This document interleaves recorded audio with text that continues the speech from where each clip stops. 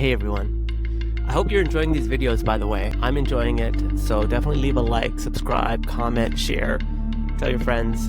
I think this is a really interesting way of engaging everybody. One thing that has come up so often has been why people don't support trans rights, or why are people so reticent to supporting gender-affirming care or gender fluidity or sexual orientation that's different than, heterosexuality. And I wanted to explain perhaps why so many are reticent to openly supporting it.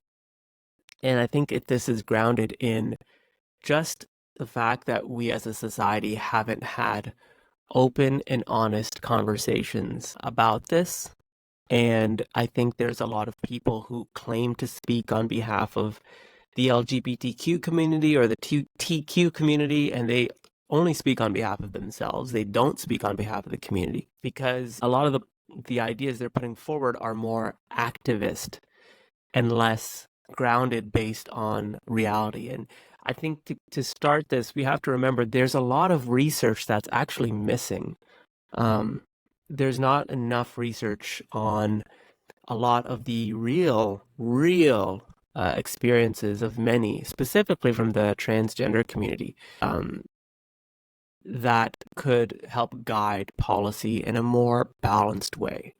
And when I say research, I mean like 20-year, like in-depth research that's really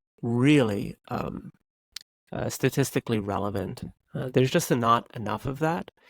And instead, I think as a result of clear gaps in research, we're getting more activists talking about what needs to be done. Okay, so the first thing I wanted to mention is the reason I think there's reticence to full acceptance, specifically of the trans community or people who are changing gender identity, is the experimental nature of gender-affirming care. Now, not all gender-affirming care is experimental, but there are procedures that even the World Professional Association on Transgender Health is not fully, not fully transparent about, whether or not these procedures are statistically relevant and that they'll actually work. And again, it goes back to so many gaps in the research. And so the experimental nature of gender-affirming care in some instances is what leads people to be reticent of full acceptance, especially for parents, right? If they have kids who, think they are another gender, a lot of the treatments, a lot of the surgeries are experimental and they're life-altering. And we can't get around that. What's interesting in Canada is in 2016, the government rushed to fully implement and adopt gender-affirming care as part of our public health care. That happened here in Ontario, and that was met by some with like great praise. But by others, I think there was concern because there's a lot of things that our public health care system doesn't cover: eye care, ear care, etc., hearing, and that affects everybody regardless of gender. But gender-affirming care was put forward quite rapidly. I'm not going to go into details about this case because it is quite graphic, but I am going to say there is a case that was brought forward to the government of Ontario by a non-binary individual. I think their initials are KS, and they wanted to do gender-affirming care surgery, what's called bottom surgery, so the bottom half of their body. The government of Ontario had noted this specific surgery was experimental in nature and they were not going to cover it. This person flew to the United States, got it done, came back, and sued the government of Ontario for not providing that surgery. And the government doubled down to the courts and said, listen, this is experimental and we have a code, a healthcare code, and we can't do this because there's not enough statistical research to show that this is good for the individual. Well, the courts didn't agree. The court said that the government of Ontario was in the wrong and that they were responsible for all of this person's healthcare costs because they said something like it was preventing the person from living their truest self or preserving their life, liberty, and security. So it leads to a broader conversation about what does the medical community think about gender-affirming surgeries, specifically bottom surgeries, and the ethics of experimental treatments as well. This puts our country, I think, at a crossroads. And this is part of why I think a lot of people are not fully accepting of the trans community, because a lot of these surgeries are truly experimental. We don't know. That's not necessarily a reflection of the trans community, but it is a reflection of, I would argue, activists who have influenced our public policy to adopt these policies without robust conversation on whether or not those work or not. And it's clear that activists have, become very active in the formulation of some of these policies. But also you blame government for engaging in this type of discussion, because evidence-based policy should be the guiding light when it comes to crafting policy, and that's certainly not the case.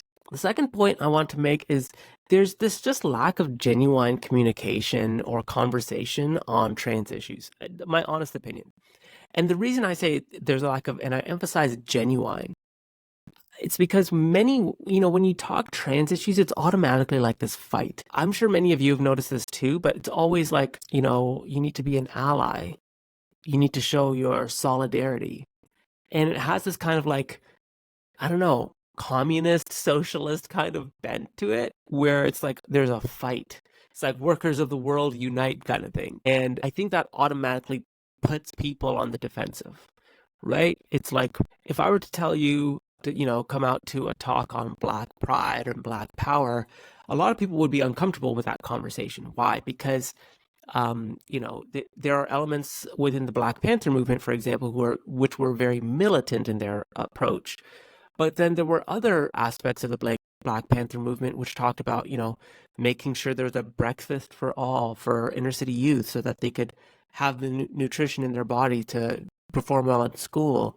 There needs to be more specific government programs for Black youth from low-income families because they have very unique needs. That, to me, I think most people would kind of be like, yeah, like our country can afford it.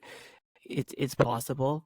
But when you start going down these roads of militant kind of like pride, power, ally, solidarity, that naturally narrows the scope of the people who you can speak to and will react in a very positive way. But I think that in fact, that is undermining the entire process, because what you want is to appeal to a more moderate audience to get more widespread appeal, specifically if you want to become more socially accepted. And when you talk about allyship and solidarity, people generally don't want to be thought of in terms of an ally, generally speaking. People want to be thought of as, I'm understanding.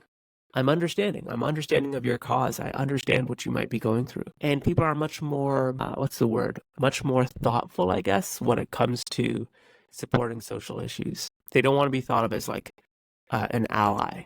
So I would strongly urge people in this space to kind of refrain from that vernacular, because it puts people on the defensive.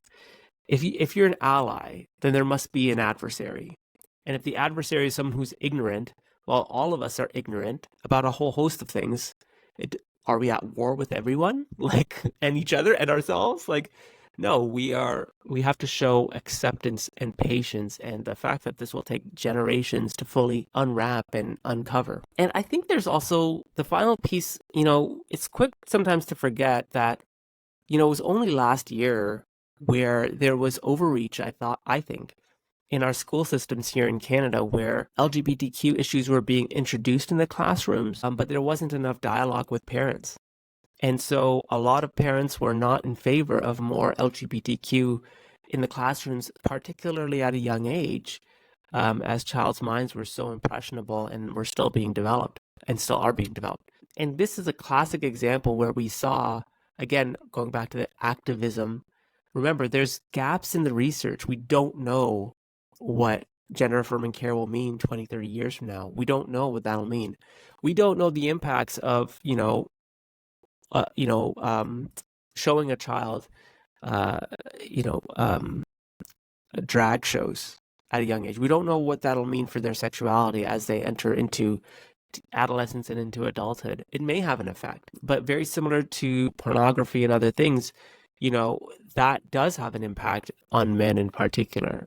So I think just there wasn't enough conversation between groups on introducing these topics in school. And there also wasn't robust, kind of moderate approaches. It was very much all or nothing. And introducing LGBTQ in the classroom, especially at young ages, will naturally come up against resistance. And I think initially some thought this was based on religion or traditional cultures. And then slowly, I think people started realizing this is more than just, the Hindu community, the Jewish community, the Muslim community. This was most every single community. I would say that it was rare to find parents who were in support of this. More were against it. And I think that is a great lesson for all of us in civil society when we're not advocating policy based on evidence. We're advocating policy based on an activist, solidarity, allyship approach. Now, I'm not saying that that's not always a bad thing. I think it can be a good thing. I think like when there's real discrimination that communities are facing, like it does matter that governments undertake some activism to some degree, especially when, these communities are being discriminated in other countries around the world on the basis of their gender identity. I mean, I do think that there's a role Canada can play there for the rest of the world to say, we don't care about gender identity. We have laws against discrimination based on gender identity. This has been our experiences. Far be it for us to tell the rest of the world what happened, but we know there are people who are gender fluid in your communities who are being discriminated against. They just may not be coming to you. And so here's a way you can approach it in a very non-confrontational way that matters. And so I think if we kind of start unpacking these things more, we'll get to a better place with members of the trans community. But if we keep approaching it, if we being, some in civil society keep approaching it as an allyship, us versus them, accepting gender affirming care even when it's experimental, accepting conversations even when we all have questions. If we keep going down this path of just acceptance and not like questioning, we're going to get to a place where only surface level acceptance is happening and not like deeper level acceptance is happening. But I'd love to know what you think. Let me know what you think in the comments below. I know this is a hot button topic. I know people have all types of opinions on it, but I think this is something that our countries can kind of rally behind, which is a more fruitful conversation that's more pragmatic in its approach and not this kind of allyship. Let me know what you think in the comment section below. Take care, everyone.